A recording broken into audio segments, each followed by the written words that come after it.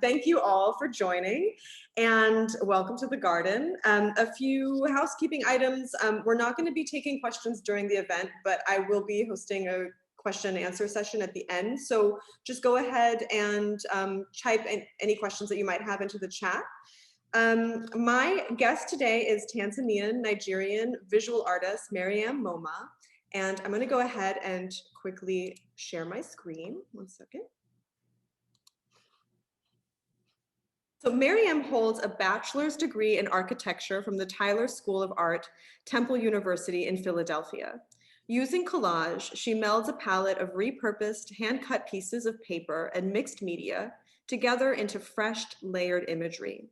For Marryam, deconstructing images and then reintegrating them to create something new is an intuitive and ongoing visual experiment in which color, texture, balance, shape, and space come into play. I discovered Marryam's work online and I was simply blown away. The work is as visually triumphant as it is timely and politically powerful, gorgeously elevating the importance of the Black experience and Black body.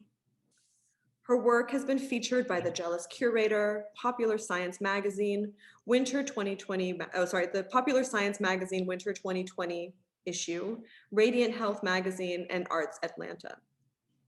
Marryam and I have been in creative dialogue ever since she messaged me, often calling or sending each other voice messages.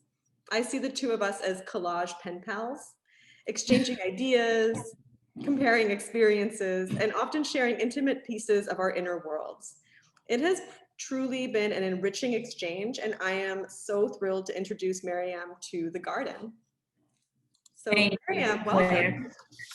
Thank you, Claire. Thank you. Thanks for having me here. Hi, everyone. I'm so excited to connect with you all today. So Marryam, could you start us off by telling us a little bit about your upbringing? Where did you grow up? And did you always make art, even as a little kid? Absolutely. Yes, I did. So let me start from a bit of my background. So my name is Marryam Moma. I'm a visual artist with a current core focus on collage art. And I am Nigerian Tanzanian. My dad passed away about 5 years ago. He was Nigerian and my mother is Tanzanian. I grew up in an 8-bedroom house with cousins and nieces and aunties and nephews and just my siblings as well. I'm a fraternal twin and I come from a family of 7, at least while my dad was alive. And so within this household, you would walk into any room at any given time with, 3 languages being spoken in different corners of the room. And my life experience, even my formative years, has always been this potpourri of culture and heritage and language and art and music. My mother is a practicing architect. She's practiced for over 27 years. So I've very much been around art for all of my life, as long as I can remember. With your question to, me drawing or dabbling in art as a child, absolutely. I have been the, if I will, object of being drawn and painted. I remember going into my mom's studio, she's having tea and she's like, okay, it's my break time. And she would sketch my brother and I. Twin brother, I have a twin brother, and me just, playing with paint and watercolor, pencil, just literally I've grown up that way. So my life has been steeped in the arts for a very long time. I love that. That's amazing. I'm learning new things also during this conversation. And when did you discover collage as a medium? Wow, I would say about 8 years ago. So studying at Tyler School of Art, I was studying architecture and I was a fashion model in New York City. Trust me to always look for the side gig, right? So I would take the Chinatown bus. And when I was going to school, it was like $1 or like on some, on peak hours, maybe $5 to hop on the bus and go to New York to work. And then come back to the city and go to either other classes. So I would jam my classes in the beginning of the day or at the bottom of the day, depending on the bookings that I had for that week. Or, during the semester, I was able to arrange that. And I would go to New York and model either in a fit and fashion modeling house or at Parsons New School. Now, Parsons New School is the New School of Design, very established organization there. And I modeled in their fashion department for at least 4 years. So essentially, I got a free fashion education. And for me, collage became this happy escape to dabble in the fashion that I was learning ad hoc, being this model, sitting, having students cut clothes on me, have them do fashion collages, me standing for live drawing, me doing their runway shows. And this place between that and architecture and having to go back to class or back to school. So I started to kind of dabble in that and use that to manifest and brainstorm my organic ideas about building design. And it was just this really serendipitous place where I like, oh, well, I'll do collage today. Let's see what comes up and how can I use that to inform my specific coursework or, architectural work. So that was really interesting. Yeah, I love that. I feel like that was a really similar path for collage or to collage for me as well, where I was originally using collage to plan paintings that I was working on. And then eventually the brainstorming planning part actually became the medium that I was using. So I love hearing your story as to how you came to that. So you've lived, like I have, all over the world. And sometimes I wonder if this is why collage appeals to both of us. How do your impressions from travel and from living in other countries, how does that influence and feed into your work? Oh, so much. I see, for me being Tanzanian, Nigerian and living in diaspora, living in Atlanta, like I was just home. I literally got back on Sunday. And so when I go home, I have this completely different experience of love, of nurturing. And when I come back to Atlanta, not that it's not there because I've made a home here, but they're so disparate. And I've, used my collage to manifest and interweave these stories together of my life now, of where I am and celebrating where I am, and to also talk about the Black experience from my lens. Growing up in Nigeria, so I went to junior high, high school. I did all of that either in Nigeria, Nairobi, just moving around the continent, going to school, and then coming here in, at the age of 16 to start a degree in architecture. Very, very different experiences. I never experienced a day of racism growing up in Nigeria. Not that there are not other different cultures and Caucasians or different colored people in Nigeria. I just, generally grew up from a place of you're enough, you have everything that you need to succeed, you're emboldened, and this is the kind of household and story and heritage that I come from. So coming here, very different, and I have used my collage to this day to talk about those experiences and to uplift the Black body and to celebrate Blackness and to celebrate womanhood. And I think for me, that's where that intersection becomes very interesting. Yeah, that actually segues beautifully into the next question. It might even have been partially answered by what you just said, but so although you're from Tanzania and Nigeria, your art often deals with issues around race that feel quite specific to the United States. And can you tell us a bit more about this focus in your work, and how does, I know you just touched upon it, but like how does the experience of moving between Africa and North America as a Black woman influence your artwork? A lot. The work I create is a reflection of my current environment. I always advocate for all of us, artists or not, to live and flourish and thrive in our current now. We're not promised tomorrow. And so what I do with my work is to bring that love, bring that reassurance, bring that power into the stories that I weave through collage to say, hey, Black woman, you're powerful, you're complex, you're vulnerable, you're allowed to be all of these things and all of these facets, and you should give yourself the space to celebrate that. So I think for me, in terms of the travel, I just see, especially that I travel a lot, I see the response when I am in a room at home versus when I am within society or community here. It really depends on those geographic locations, but definitely I feel more love back home, but intrinsically so because I am African, and I've been celebrated there. And I come from a strong powerhouse of women that empower each other every day. So. Yeah, that sounds amazing. I would love to have dinner at your family's house. I would love to have you. Yeah, and meet your mom. Yeah, they must be just from knowing you, I'm sure they're all incredible. I'm loving this conversation because we've spoken so much, but I never knew about your home life back home. So this is really great for me to learn about. And this is again related to what you've been talking about. But how do you see your role as an artist and an advocate for racial justice as interconnected? Well, that's a very, very important question, Claire.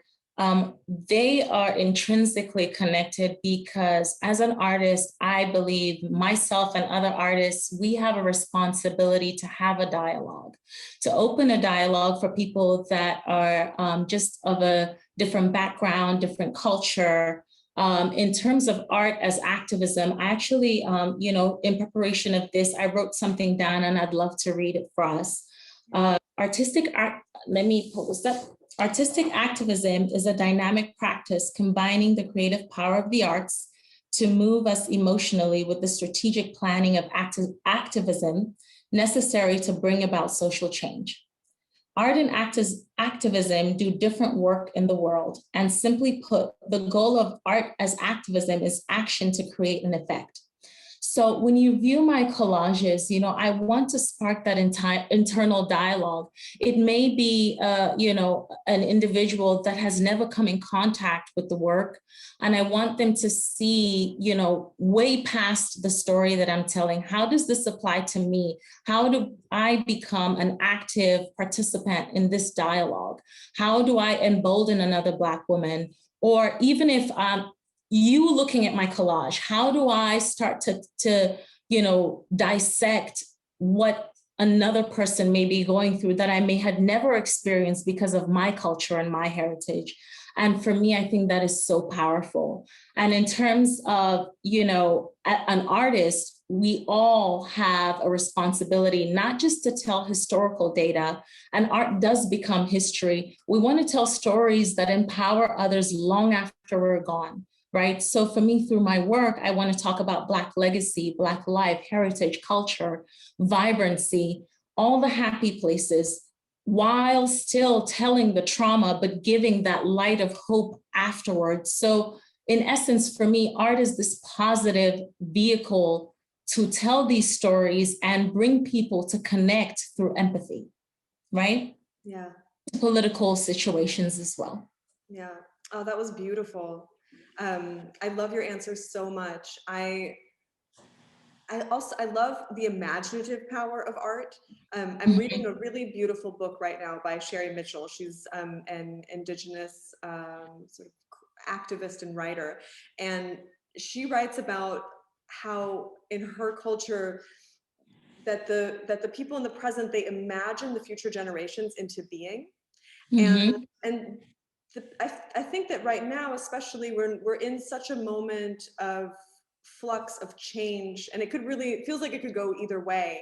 And I think that in terms of climate, in terms of justice, in terms of so many issues, and I think that the power of the arts right now for me feels so important because it allows us to imagine an alternative future, a more just future, a more sustainable future, a different future, as you said, a brighter future. It sort of gives us that light to run to, and imagines a more, a more perfect world. And I think that role of artist as visionary is something that you fill really beautifully with your work. I felt it the first time I saw your work. I was just blown away, and I'm so glad that we've stayed in contact and become friends. Yes, Everything you said was so wonderful. Mm. And again, I feel like my questions are sort of, but I'm going to ask them anyways because each time your answer is amazing.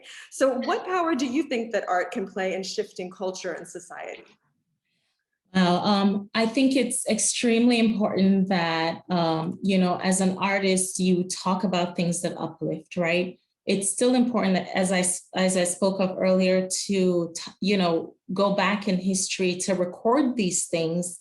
But in terms of shifting the culture, I think images can, in a way, talk about ourselves. We talk about the societies that we live in through the art. It's a way of art preservation. It's a way of bringing communities together. It's a way of, for example, in some of the artists' work that I love, bringing one culture to another, especially for the viewer that doesn't have the bandwidth or the capacity to travel. You find yourself in this dreamscape of an artist's mind manifested through the visual work that you're viewing. And you can see much further than that and start to spark this dialogue that's really beautiful of, oh, what are they like in Morocco? Why are these, what are these vibrant colors? What did they mean? I'm working on a piece right now that I use turmeric, right, from my trip on that I just returned from, to color the background. Now, that while that's not essentially, something that, there's other things I could have used color pencils or watercolor. I just wanted to kind of experiment with that and play with that. So visually speaking, you experience that piece and you're, starting to imagine, okay, and of course in the description, I would give that information for you to essentially start to spark this dialogue. Why is she using these colors? Why did she choose these materials? And I think that's a really, really beautiful way. So in terms of how we shift culture, we're able to bring other cultures to different people and different societies through the work. We're able to talk about things that are differently experienced from me back home versus here. And I think that's extremely important. And it starts to shift the mindset. The one thing that art has brought me to, and I absolutely love this, is that we're all intrinsically connected, right? And, with all the noise in the world and everything going on, you kind of are shelled into this me space, into this, these are my problems, these are my challenges, but I promise you, it's not new. You just haven't spoken about it openly or been vulnerable enough to see that other people are going through the same things. And the art allows us to have those discussions and dialogues. Yes, yes, and when you're answering these questions, your generosity of spirit is really shining through. And that's something that I value so much from our correspondences. I know when I'm going through a creatively difficult time, you're often the person that I will reach out to because you give encouragement that's really honest and true and generous. And yes, and I love that you're extending that generosity out really to everyone. Thank you. Yeah. Yeah, so this is sort of the last wrapping up question, but do you have any news to share with the audience and also let people know how they can keep up with you and your work? And then we'll take some questions. Absolutely. So very exciting. So in the month of February and at the beginning of March, I created a number of collages in celebration of not only Black History Month, but Women's Month that just went by. These are absolutely beautiful, if you will, more intimate pieces that interweave stories about my mother's life, my life as a Black woman in this country, writers, inventors, under celebrated, I think would be the word, creatives, musicians, that I just wanted to highlight and give people an opportunity to collect works that's vibrant, exciting, telling a bit of history, giving us space to dream a little bit. So I'm really excited to share that. And I launched my new website, and that'll be available on my website. I've been asking people to hop on Instagram, follow me on my mailing list. So you get kind of first dibs to see the works. And I'll be releasing them in batches so people are not overwhelmed, but it's going to be an exciting thing. In terms of following me, my website is www.marryammoma.com. It's a really, really great space to be right now because I just overhauled it. So go check it out. And on Instagram is @lecollage.art. And Le Collage d'Art just pretty much simply means collage art. So if anyone was wondering, so go check it out. And that's LECOLLAGEDART. Wonderful.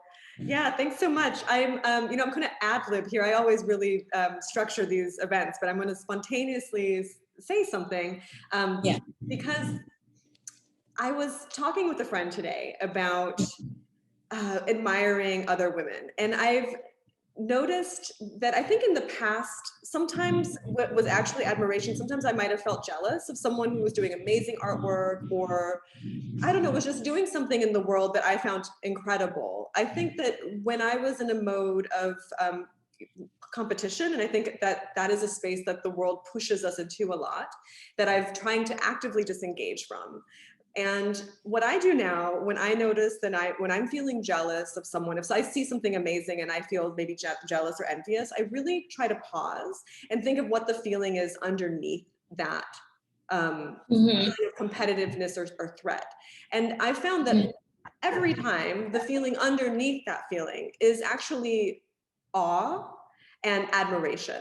And the feelings of awe and admiration are so expansive. There's so much space, there's so much light to be had in those spaces. And I am so grateful. I feel like when I sort of consciously made that shift to no longer feel threatened by just the world, and stop comparing myself to people like you have come into my life, and then these conversations have blossomed and enriched my life so much. And yeah, I guess, I mean, it's maybe a cliche, but the idea of sort of just solidarity with one another is really powerful, and it brings so much into my life. And yeah, I admire you so much, and you are a light, and I'm so grateful. Let me see. Thank you. Yeah. I was actually going to say just a quick add to that. Claire, I think a lot of the times, and you're not alone in that, first of all, we all feel that way. And, sometimes we see work that makes us feel this, I think on the surface level, it feels like jealousy. But there's this thing, right, that happens when you internally step out of yourself and view yourself as the observer of your experience, where you say, okay, why am I feeling this way? And what if I shift the energy? What I've found for myself is that there is a gap between what I know and what I feel I should know. That gap there, when we experience those feelings of what we see as surface jealousy, is really a fear of not knowing. So for me, how I kind of combat that is, okay, what do I need to do, or what do I need to learn to cover that delta? And then I start to become more evolved, if you will, or it's a process of experimentation and relearning myself, and maybe even unlearning some things as well.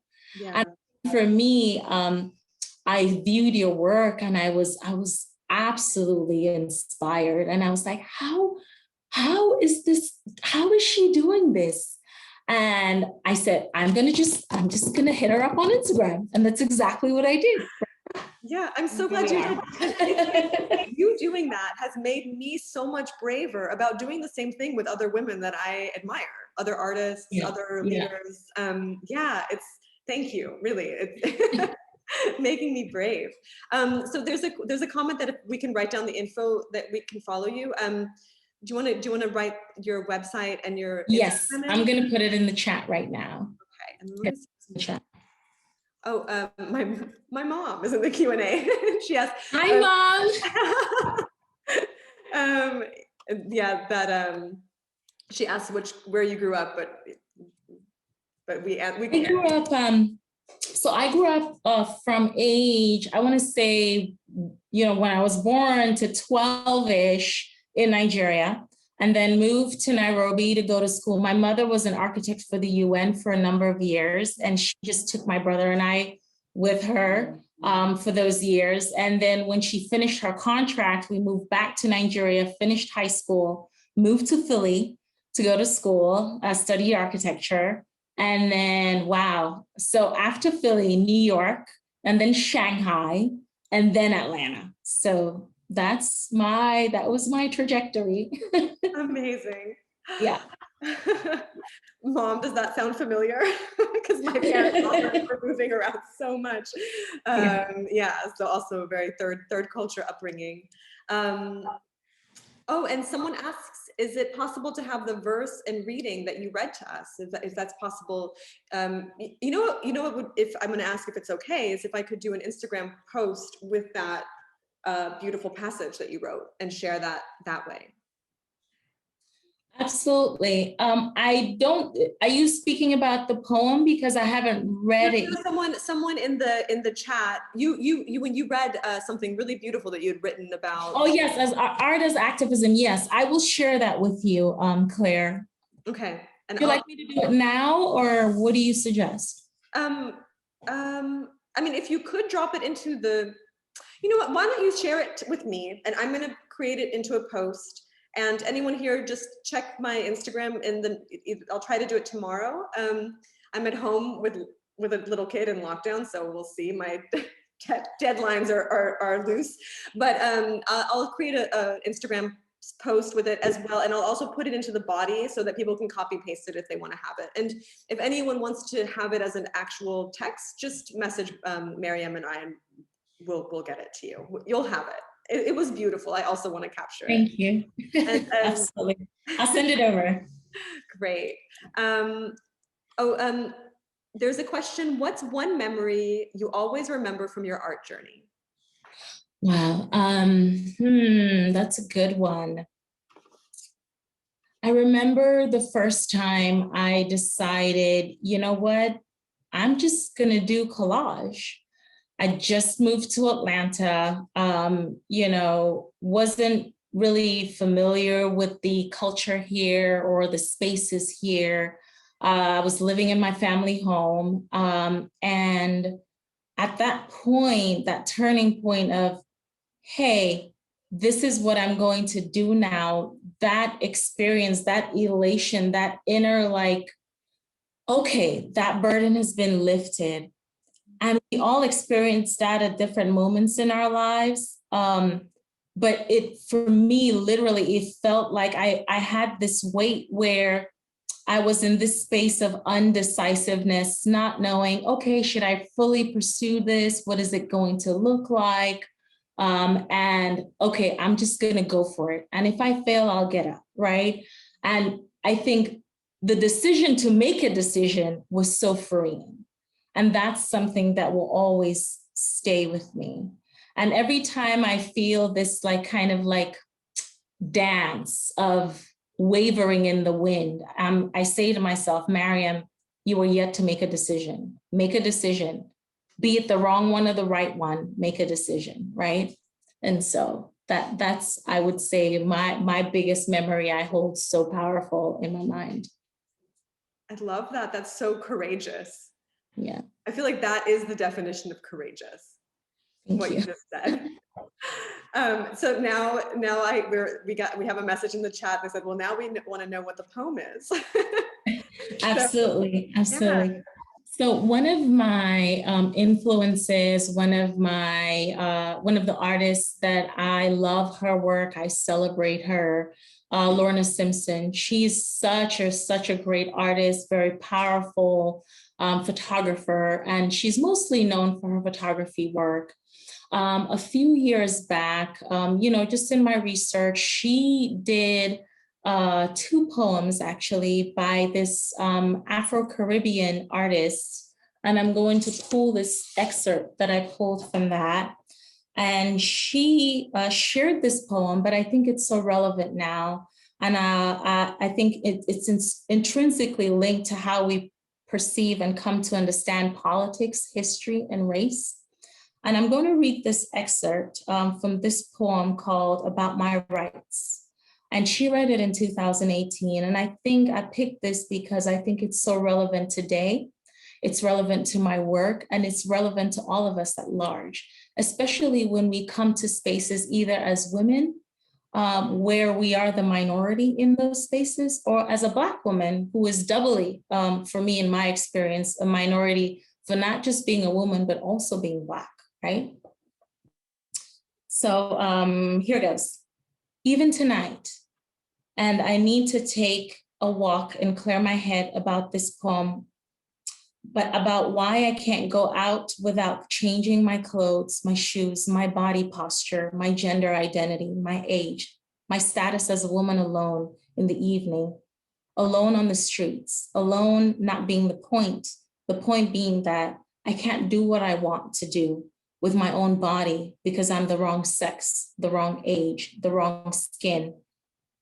And suppose it was not here in the city, but down on the beach, or far into the woods, and I wanted to go there by myself, thinking about God, or thinking about children, or thinking about the world, all of it disclosed by the stars and the silence. I could not go, and I could not think, and I could not stay there alone, as I needed to be, alone because I can't do what I want to do with my own body. And who in the hell set things up like this? So there you have it.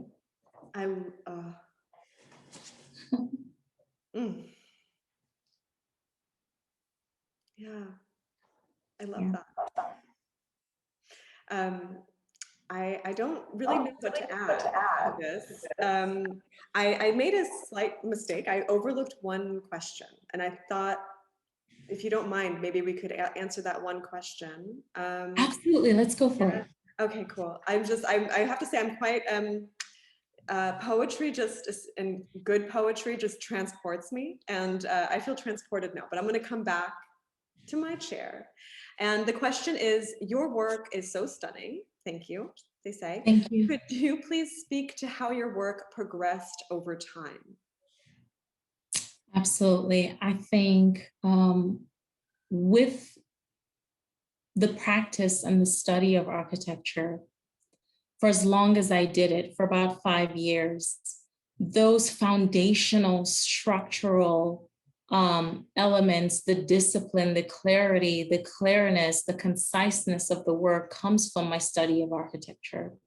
And over time, my work has only been honed, if you will, my skills with a blade, the technicality of how I put the pieces together. And I work in a very layered, very subtractive process. So think about a potpourri of paper to start. Everything's covered.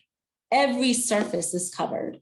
And I start to cut things out, meld, edit, subtract, until I come to this story where my mind and my eye are at one with each other. So what does that mean, right? For me is the story that I want to tell and the visual expression of that are aligned. And I'm also looking for a way to give space to the viewer to see themselves in those stories or to take something back and spark a dialogue. So I would definitely say for me, the biggest impact of growth is the skill set and the delivery of the work, for sure. Oh, that was amazing. I am so blown away by your answer. I feel like when people ask me how I know a work is done, I'm like, I don't know, it just feels right, which is a terrible answer. You're right. No, it's not. No, but it is. But I think that you put into words that process. I forget even how you just said it, but that there's this alignment between this idea in your head and the visual sort of balance, and yeah, so beautiful. It really resonated with me, your description of the creative process of making collage. Eileen asks, how does your diaspora experience inform your artistic language and use of collage? For some immigrant parents, art as a career seems unviable. How was your family supportive of you going into the arts? Absolutely. So I come from a family of artists, and thank you for that question. So my mother has been practicing for such a long time in architecture as an architect. And she started in Russia and, practiced all over the world. And to today, now she lives between Tanzania and Nigeria. So in terms of support, my family has been extremely encouraging. And the one thing I would say is they gave me kind of like that backbone, right? To say, yes, I'm going to do this. And what if I fail? So what? So what? Really? And I think for us, when we don't confront that question, it keeps us in this space of fear. And once you say, okay, if I fail, I'll try again. Oh, okay, if I fail, I'll go into, I don't know, law, or I'll become a full-time architect, or I'll get, my principal stamp as an architect that can, build and construct or whatnot. But then you're giving yourself space to say, yes, I'm going to do this and see it through to the end. Now, in terms of being in diaspora as an artist, I think it's a really exciting time. And I think right now, for my practice in particular, I'm always looking for those stories and those ideas that I can find at home and translate into my work that continues to uplift and empower. While I particularly work around the female body, the female figure, portraiture around Black women and Black life, I also work with the Black male. The stories I tell around the Black male are giving him space to be vulnerable, talking about things that I saw within my dad around Black legacy and generational wealth and the things that he taught me. So from my ideas and the cultures and my heritage from diaspora, like meaning from back home and bringing them here, you can see them interwoven into my stories. Even when they're traumatic, there's still this space for what if we search for the light? And what if we reach out further than what we're experiencing today, right now, right?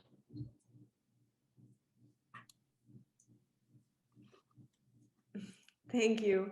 Absolutely. Amy asks if you or I have any artwork for sale and how we can go about getting more info on purchasing. I actually am really bad about this, and so I'm going to hand it over. I don't have anything available at the moment, but Marryam, I know that you do. So tell us about it. I do, absolutely. So if you go to marryammoma.com, there is an available artwork section with all originals, one-of-a-kind, unique pieces. And then I do have also open prints that are available. They come in this really beautiful, intimate white shadow box that really allows the work to float and stand when it's in your living space or within your experience. So you have a variety of works to pick from, either from the print section or from the available artwork section. I think I saw one question. Sorry, actually, I forgot to mention, I said that I don't have any, but I do have some prints available actually. And and they're available in 100% of the proceeds after the cost of shipping and printing go to support Black Voters Matter and the New Georgia Project. I posted this on my Instagram a few days ago, and you can look back in my feed. They are digital prints of my round collages that they're also quite nice, and I'll be printing them as Marryam, maybe you can help me with Glycé prints on really nice Glycé prints, thank you.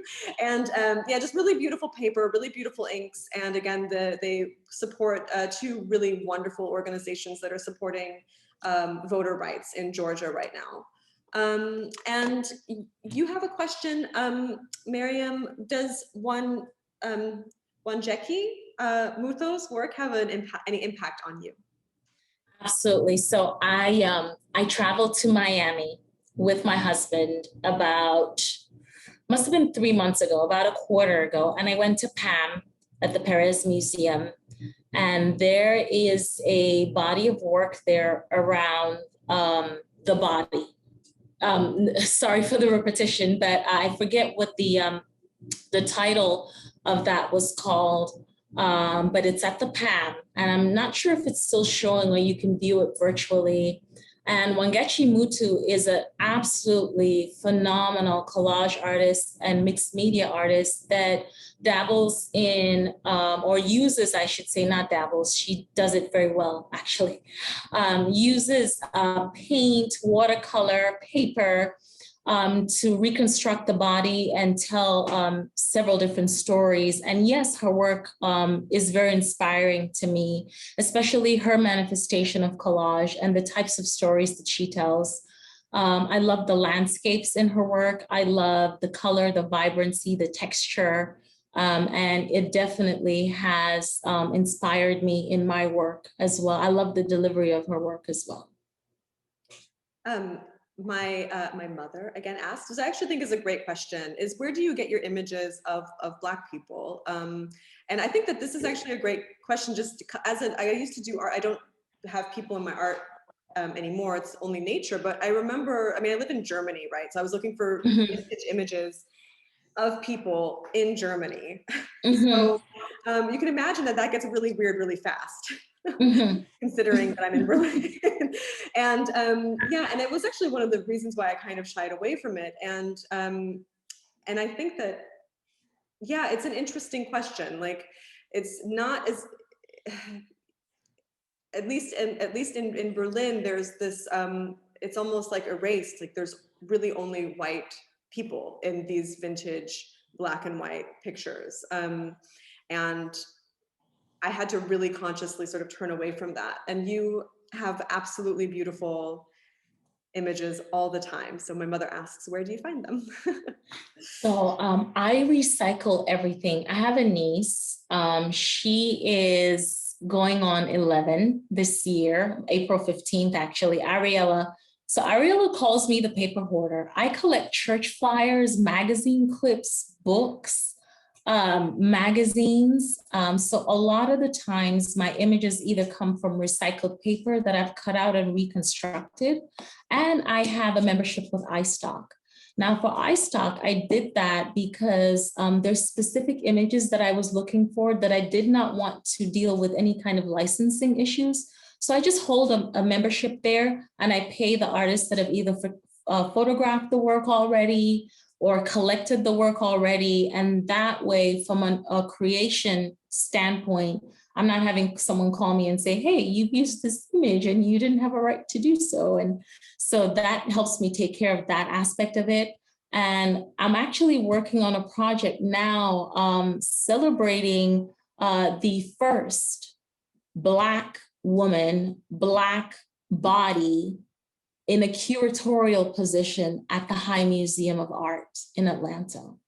So for that specific project, I just did the art direction and got a really great photographer to take the photos for me. So it really, the work that I envision will dictate where the paper comes from, but traditionally it'll be those three things. I'll either direct it myself, or I'll leverage my iStock account, or it might be a magazine clipping that, or mixed media that I've collected and hoarded for 10 plus years. Oh my gosh, I love that. That's what a dream commission. That's so exciting. Yeah. Congratulations. Yeah. Thank you. I also wanted to share two resources. If anyone attending is also a collage artist and worried about any copyright issues, I find that Pixabay and Unsplash both have a lot of pretty high quality sort of copyright-free images. And the cool thing about it is you can actually directly tip the photographer, so it always feels nice to support, you know, one-on-one. And just one final tip is that if you end up using these photos and you're going to use it for a commercial usage, not just your own artwork, it's a good idea to reach out and get model release from the photographer. But I always find that that's actually a really wonderful experience to do, because the photographer is excited. You get to show the work that you did with their photo, and I don't know, it's kind of cool. It's a nice platform that allows interaction between creators and photographers. So, one question, last one, is, was it a conscious decision to intersect your art with activism, or did it happen naturally? I think it happened naturally, but again, I'm a Black woman in America in this uncertain times that we collectively live in. I think that naturally I have interwoven stories of my heritage and my culture and where I grew up versus what I'm living in now to tell an alternative story, especially from experience, right? So there's one. And I think that with my art, it has naturally gravitated into celebrating and making a space where the Black body and Black woman can be celebrated, right? I want those dialogues to happen with or without me and long past after I'm gone. Marryam, I think that that's a beautiful place to conclude the conversation. It's been a Sure. joy. You are a joy. Thank you so much. Thank you so much, Claire. Thank you so much. And I am going to be sharing this video, and along with some of the beautiful words that Marryam said today, I'm going to capture this. You said so many beautiful, beautiful things that I want to share into the world. So just keep an eye on my social media, and I will be posting ways that you can keep up with Marryam's work. And also, again, the beautiful text that she wrote will be shared. And thank you all so much for attending. I am very grateful for all of your time. And again, Marryam, thank you. It's been really wonderful. Thank you all so much for hopping on the call with us. It's always a pleasure to talk to you, Claire. You know that, and talk with you. You too. All right. Well, Absolutely. the sun is setting on our call here in Berlin. We'll be in touch soon. Okay, thank you. Bye-bye. Bye, everyone. Have a great day.